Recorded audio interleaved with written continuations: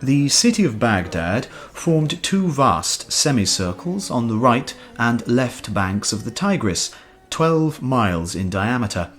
The numerous suburbs, covered with parks, gardens, villas, and beautiful promenades, and plentifully supplied with rich bazaars and finely built mosques and baths, stretched for a considerable distance on both sides of the river.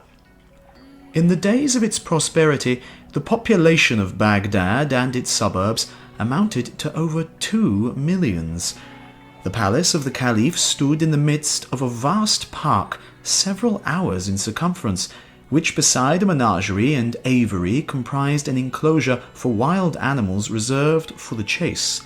The palace grounds were laid out with gardens, and adorned with exquisite taste with plants, flowers, and trees, reservoirs, and fountains, surrounded by sculptured figures. On this side of the river stood the palaces of the great nobles. Immense streets, none less than 40 cubits wide, traversed the city from one end to the other, dividing it into blocks or quarters, each under the control of an overseer or supervisor who looked after the cleanliness, sanitation, and the comfort of the inhabitants. The water exits, both on the north and the south, were like the city gates, guarded night and day by relays of soldiers stationed on the watchtowers on both sides of the river. Every household was plentifully supplied with water at all seasons by the numerous aqueducts which intersected the towns, and the streets, gardens, and parks were regularly swept and watered, and no refuse was allowed to remain within the walls. An immense square in front of the imperial palace was used for reviews, military inspections, tournaments, and races. At night, the square and the streets were lighted by lamps. There was also a vast open space where the troops, whose barracks lay on the left bank of the river, were paraded daily.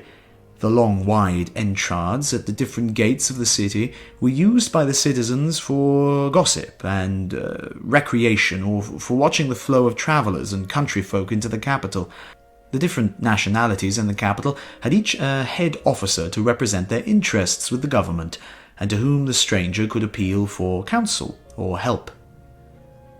Baghdad was a veritable city of palaces, not made of stucco and mortar, but of marble. The buildings were usually of several stories.